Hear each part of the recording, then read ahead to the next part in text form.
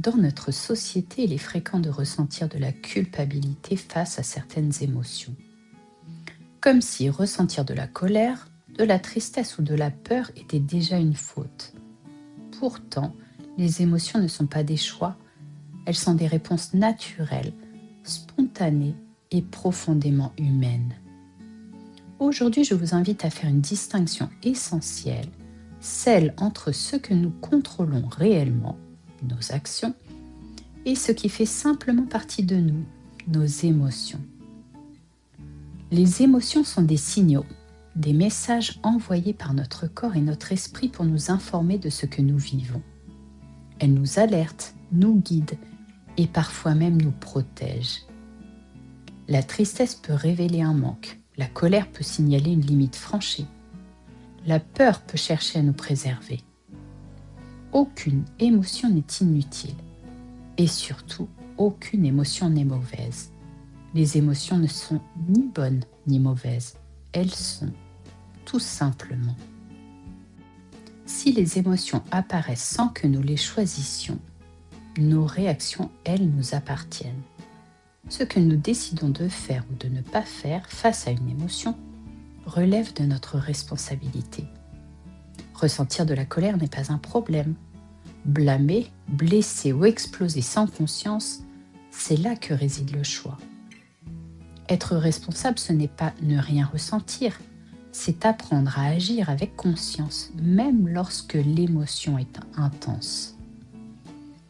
Pour avancer plus sereinement, il est essentiel d'apprendre à accueillir ses émotions. Concrètement, cela signifie reconnaître ce que vous ressentez sans le nier, accueillir l'émotion sans vous juger et prendre un instant de recul avant de réagir.